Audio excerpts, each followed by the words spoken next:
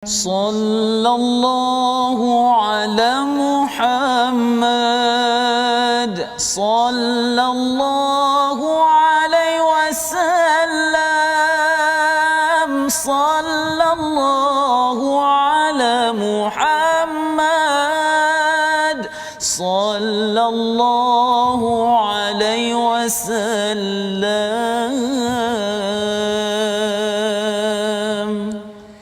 Assalamualaikum warahmatullahi wabarakatuh.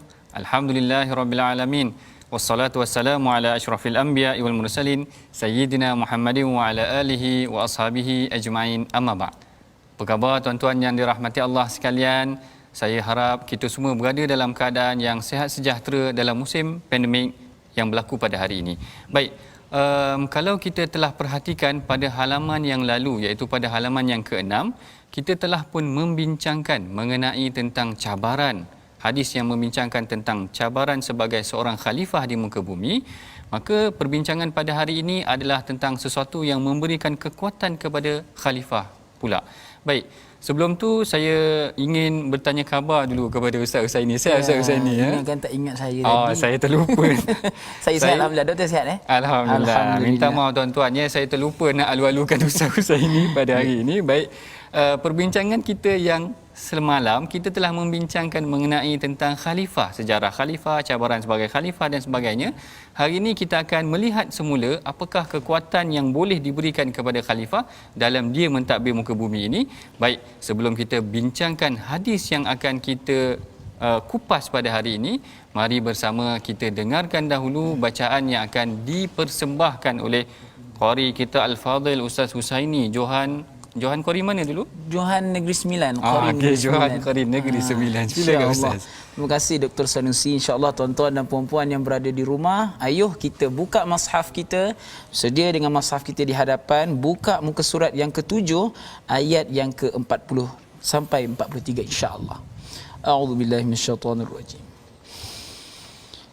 Ya Bani Israel adhkuru ni'mati allati an'amtu alaikum wa awfu bi'ahdi ufi bi'ahdikum wa iyaya farhabun wa aminu bima anzaltu musaddiqan lima ma'akum wa la takunu awwala kafirin bih wa la tashtaru bi ayati thamanan qalilan wa iyaya fattaqun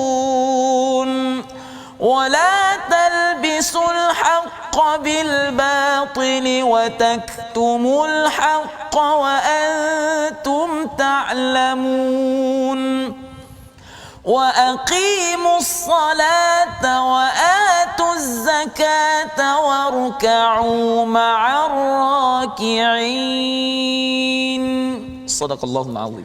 Sadaqallahul azim. Masya-Allah, masya-Allah. Bacaan Ustaz Husaini memang menggetarkan jiwa. Saya nak bagi semangat kat doktor. Masya-Allah. Baik. Hari ini kita akan membincangkan tentang apa yang memberikan kekuatan kepada seorang khalifah.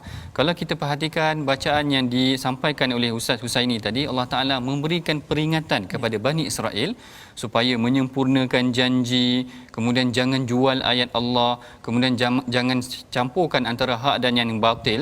Tetapi perhatikan tuan-tuan, bagaimana Ustaz Husaini bacakan tadi, penutupnya Allah Taala cerita tentang salat. Allah Taala kata wa aqimus salata warka'u ma'ar raki'in wa aqimus salata wa atuz zakah warka'u ma'ar raki'in. Allah Taala ceritakan tentang salat kerana salat akan memberikan kekuatan kepada kita sebagai khalifah. Tak habis kat situ, ayat yang kedua lagi selepas daripada itu Allah Taala kata wasta'inu bis-sabri was-salah. Maknanya dua kali selepas Allah Taala membincangkan tentang sejarah pelantikan khalifah, Allah Taala bincang dua kali tentang salat. Jadi hari ini kita akan baca hadis mengenai dengan salat yang memberikan kekuatan kepada orang Islam dan khalifah. Mari bersama tuan-tuan kita perhatikan pada slide kita pada hari ini tentang hadis mengenai solat. Hadis yang diriwayatkan oleh Al-Imam Ibnu Majah an Abi Qatadah bin Rib'i anna Rasulullah sallallahu alaihi wasallam qala Allahu azza wa jalla iftaradtu ala ummati khamsa salawatin wa ahidtu 'indi ahdan annahu man hafaza 'alaihinna liwaqtihinna adkhaltuhul jannah wa man lam yuhafiz 'alaihinna fala ahda lahu 'indi. Maksudnya daripada Abu Qatadah bin Rib'i radhiyallahu taala anhu, Rasulullah sallallahu alaihi wasallam bersabda, Allah azza wa jalla berfirman, aku telah mewajibkan kepada umatmu solat 5 waktu dan aku telah menetapkan di sisiku perjanjian bahawa sesiapa yang menjaga solat-solat itu pada waktunya, maka aku akan masukkannya ke dalam syurga, dan sesiapa yang tidak menjaganya maka tiada perjanjian untuknya di sisiku. Hadis ini diriwayatkan oleh Al-Imam Ibnu Majah. Baik, perhatikan hadis ini tuan-tuan. Hadis ini lain sikit. Kalau Ustaz Husaini perasan sebenarnya hadis ni lain sikit daripada hadis yang sebelum daripada ini. Kerana hadis ni menceritakan tentang dialog Allah kepada Rasulullah. Seakan-akan menunjukkan hadis ini, kalau dalam definisi ulum hadis, hadis ini dipanggil sebagai hadis qudsi, iaitu Rasulullah menyampaikan dialog yang diberikan oleh Allah Taala kepada dia. Dia tidak dinamakan Quran, dia dinamakan hadis qudsi. Barangkali ada yang pertama kali dengar. Hadis qudsi adalah lafaz Allah Taala turunkan, tetapi Rasulullah mengungkapkan dengan lafaznya sendiri. Dia tidak dinamakan Quran. Dia dinamakan sebagai hadis qudsi. Perbincangan lanjut mengenai hadis qudsi ini secara terperinci ataupun tentang pendetailan mengenai isi kandungnya, kita akan bincang lagi selepas daripada ini. Setelah kita berehat seketika dahulu, lepas ni jangan ke mana, bertemu kita lagi dalam rancangan My Hadis Time Rasulullah Suri Teladan.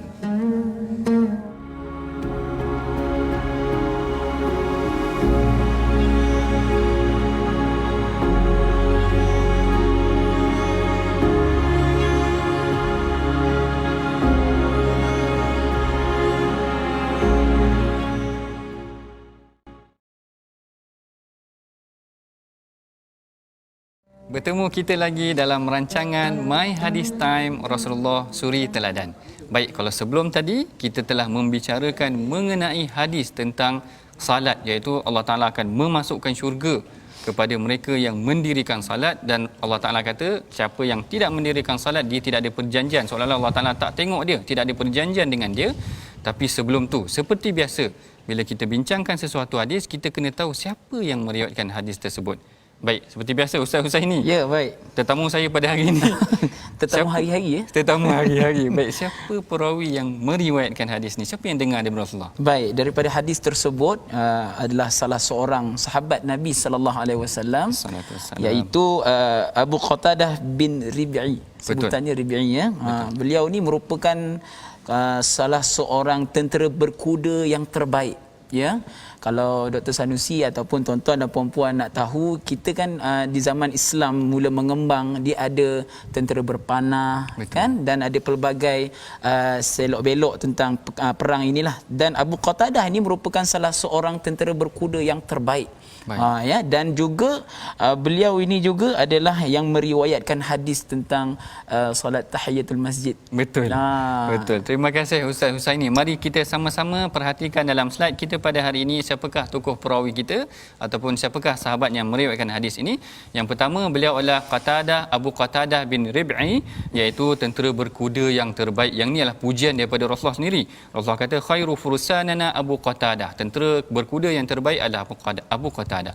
Yang kedua adalah beliau meriwayatkan hadis tentang salat tahiyatul masjid, iaitu dia memang pernah dengar hadis mengenai salat tahiyatul masjid daripada Rasulullah sendiri. Dan yang ketiganya adalah hadis tentang persoalan witir. Hadis tentang persoalan witir ni sebenarnya Rasulullah tanya kepada Abu Bakar, dia dengar, Abu Qatadah dengar. Rasulullah tanya kepada Abu Bakar, mata tutir. Rasulullah kata kepada Abu Bakar, bila engkau melaksanakan solat witir? Abu Bakar kata, aku melaksanakannya pada awal malam. Tetapi bila Rasulullah tanya kepada Umar kata, aku melaksanakan solat witir pada hujung malam. Lalu Rasulullah pun berkata, akhadta bil quwwah. Maknanya orang yang melaksanakan witir hujung-hujung malam ni, dia memerlukan kekuatan, kerana takut nanti tidur dah hanyut terus, tak bangun terus, solat qiyamul lail. Yang ni lah Rasulullah puji juga sedikit kepada Saidina Umar, engkau telah mengambil satu kekuatan sebab nak witir sebelum, maknanya hujung malam tu agak sukar, takut hanyut terus. Jangan hanyut sampai subuh pun hanyut Ustaz ini ya. Baik. Yang ni mengenai tentang perawi yang kita bincangkan pada hari ini. Maka mari kita bersama masuk pula kepada tentang perbincangan umum mengenai hadis tersebut. Perhatikan hadis ini dan perhatikan juga ayat Quran yang bermula tadi. Allah Ta'ala ceritakan tentang nasihat kepada Bani Israel. Kemudian Rasulullah, kita datangkan hadis daripada Rasulullah mengenai tentang apakah yang memberikan kekuatan kepada orang Islam, iaitu salat sendiri. Dan kalau kita perhatikan kat sini sebenarnya Ustaz Husaini, sebenarnya Allah Ta'ala ungkapkan dua perkara tadi. Allah Ta'ala suruh dirikan salat dan Allah Ta'ala suruh minta bantuan dengan salat. Kerana apa? Kerana salat ni sebenarnya dia memberikan kekuatan kepada umat Islam. Dalam sebuah hadis yang diriwayatkan daripada Sayyidina Hudzaifah, Sayyidina Hudzaifah pernah menceritakan, dia kata kana Nabi sallallahu alaihi wasallam idza hazzabahu amrun salla. Hudzaifah kata Rasulullah ni bila dia ada masalah je Ustaz ini dia akan segera dirikan salat. Allah. Yang ni kekuatan Rasulullah yang kita harus belajar. Maknanya ada masalah terus dirikan solat. Mana kata setiap permasalahan itu dia punya jalan penyelesaiannya adalah solat. Betul, betul. Itu yang akan memberikan kekuatan kepada umat Islam. Bila mana ada sebarang masalah, maka jangan kita cepat-cepat ataupun stres, tertekan, terus merungut dan sebagainya. Benda tu tak menyelesaikan masalah. Lebih baik kalau kita mendirikan solat dan membina kekuatan dengan Allah Taala itu sendiri. Bahkan Al-Imam Zamakhsyari ada menyebutkan tentang kisah seorang tabi'i yang nama dia Bakar Al-Muzani. Bakar bin Abdullah Al-Muzani ni, dia adalah seorang tabi'i yang hebat. Bila mana dia ada masalah, anak-anak dia ada masalah, dia kata bangun semua. Kalau kita ada masalah, qumu fasallu, dia kata. Kalau kita semua ada masalah, bangun dan dirikan salat. Jangan ada masalah kita buat tertekan, kita terlalu merungut sangat dan sebagainya, sehingga menyebabkan dia tak membantu kita menyelesaikan masalah pun sebenarnya pada hakikatnya Ustaz Husaini. Baik, kemudian juga macam tu juga sebenarnya salat ini yang paling utamanya adalah membina hubungan dengan Allah Taala. Manusia khalifah ada masalah, dia akan bina hubungan dengan Allah Taala. Anggap solat itu adalah sesi komunikasi kita dengan Allah Ta'ala. Ini yang paling penting. Sebab yang kita bimbang solat ni orang lakukan kadang-kadang melaksanakan macam orang melepaskan batuk ke betuk di tangga Ustaz? Batuk saya tak tahu. Betul, okey, batuk di tangga. Kerana dia buat sambil lewa. Dalam solat tu tak berapa nak fokus kerana mungkin ada masalah tak faham nas ke, tak faham ayat Quran dan sebagainya. Jadi tak fokus. Sedangkan kalau kita tengok para sahabat, bila ada masalah, Rasulullah bila ada masalah, baginda mendirikan solat. Macam tu juga dengan sahabat, bila ada masalah dia kembali kepada solat, minta bantuan kepada Allah Ta'ala. Macam tu juga dengan tabi'i tadi Bakar bin Abdullah Al-Muzani, dia kata kalau kita ada masalah, dia pesan kepada anak-anak dia, kalau ada masalah macam mana pun jangan tinggal solat, dirikan solat, bina hubungan dengan Allah Ta'ala. Masya Allah, hadis ni sebenarnya sangat menarik. Inilah lebihnya program My Hadis Time ni, kita fokuskan kepada perbincangan hadis dan bagaimana hadis tu membina jati diri sebagai seorang khalifah. Kita lanjutkan lagi perbincangan kita selepas daripada ini dalam program My Hadis Time, Rasulullah Suri Teladan.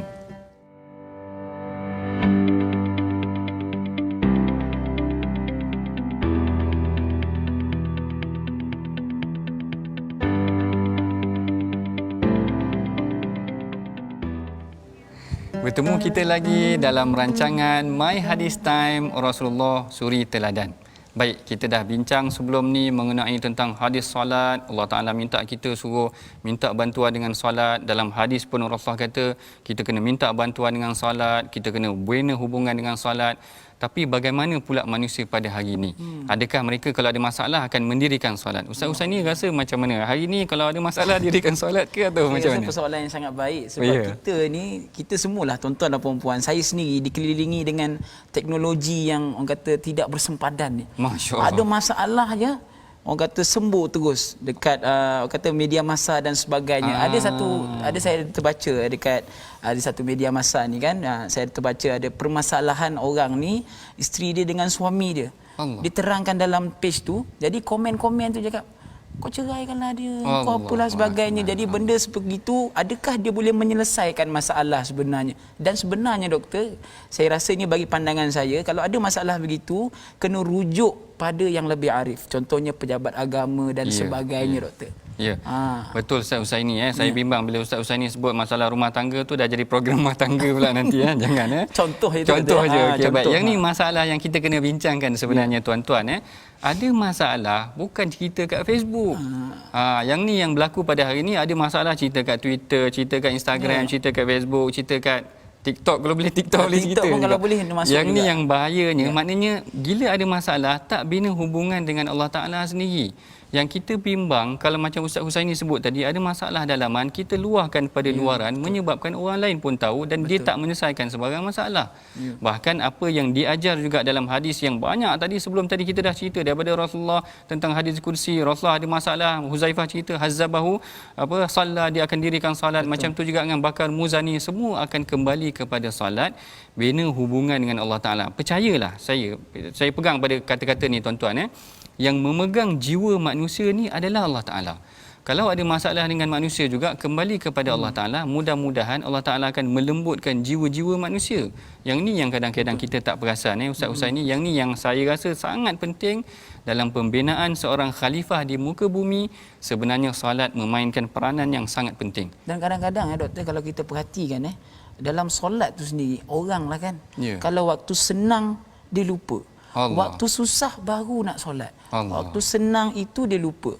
Seperti mana yang dalam Al-Quran disebut, kalau kau bersyukur aku akan tambah nikmat kamu. Masya-Allah. Baik, kalau kau tak bersyukur aku akan tambah azab yang lagi pedih. Masya-Allah. Baik. Macam tu sebenarnya tuan-tuan maknanya ada masalah, bina hubungan dengan Allah Taala. Mudah-mudahan Allah Taala akan mudahkan urusan kita. Tak pedulikanlah apa yang orang akan ungkapkan. Ini yang mengenai tentang suasana hari ini, tentang isu semasa, tentang apa saja masalah bukan diadukan kepada media sosial, dia tak menyelesaikan masalah, bina hubungan dengan Allah Taala. Mudah-mudahan Allah Ta'ala akan memberikan ketenangan dan membantu menyelesaikan masalah yang berlaku tersebut. Baik, yang ni perbincangan kita mengenai hadis sepanjang episod kali ini dah hampir sampai kepada penghujungnya Ustaz. Sebelum tu marilah kita sama-sama juga baca resolusi yang akan kita ambil daripada hadis ini.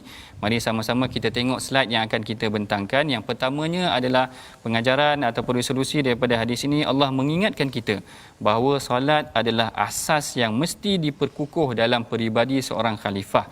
Yang kedua, mereka yang tidak menjaga solat ialah golongan yang melanggar perjanjian dengan Allah. Yang ni yang disebut dalam hadis yang pertama tadi. Dan yang ketiganya, setiap manusia hendaklah berusaha yang terbaik dalam bidang kepakaran masing-masing. Mengenai pengajaran yang ketiga ni sebenarnya tuan-tuan adalah berkaitan tentang perawi itu tadi, Abu Qatadah bin Rib'i itu tadi, kerana dia adalah seorang tentera berkuda yang terbaik. Yang Rasul kata khairu fursanana, tentera berkuda yang terbaik adalah Abu Qatadah. Maknanya kalau kita ada kekuatan kita dalam memanah, kita fokus pada kekuatan kita, kita berusaha menyumbang ke arah tu. Kalau boleh menulis untuk Islam, menulis untuk Islam. Kalau boleh menyumbang untuk Islam, menyumbang untuk Islam. Kalau boleh baca Quran untuk Islam, kita boleh baca Quran, menyampaikan ajaran Quran kepada umat Islam. Baik, begitulah perbincangan kita panjang lebar mengenai hadis-hadis yang kita bincangkan pada hari ini. Kita telah pun sampai kepada penghujung rancangan. Mudah-mudahan tuan-tuan dapat sedikit pengajaran daripada hadis-hadis yang kita baca pada hari ini. Dan mudah-mudahan juga kita berdoa kepada Allah Ta'ala. Allah Ta'ala memberikan kita ketenangan dan memudahkan segala urusan kita, menjadikan salat sebagai kekuatan bagi seorang khalifah di muka bumi. Baik, bagi mengakhiri pengajian kita pada hari ini, mari kita bersama-sama tadahkan tangan, berdoa kepada Allah Ta'ala. Mudah-mudahan Allah Ta'ala memudahkan urusan kita. Saya persilakan Ustaz ini untuk memimpin bacaan doa kita. Terima kasih Dr. Sanusi. InsyaAllah tuan-tuan dan puan-puan yang berada di rumah, sama-sama kita angkat tangan, berdoa kepada Allah, memohon apa yang kita ingin hajati. Mudah-mudahan Allah memakbulkan segala permintaan kita.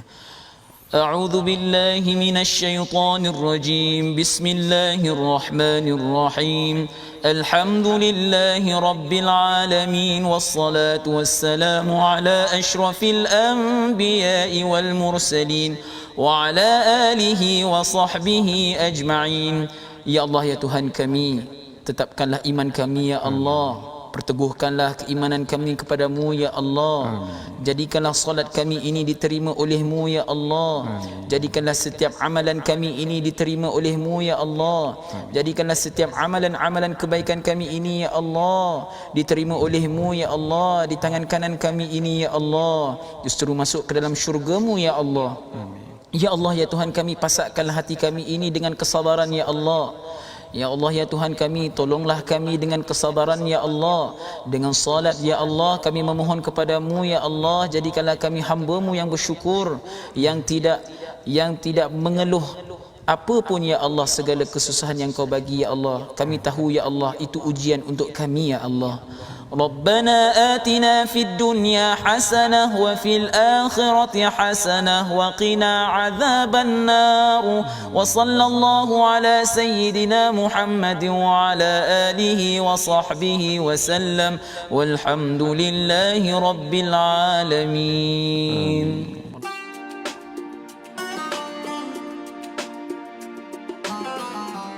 Bersamalah menyumbang kepada tabung gerakan Al-Quran sebagai usaha pendanaan wakaf Al-Quran, wakaf media, aset, tunai dan jasa.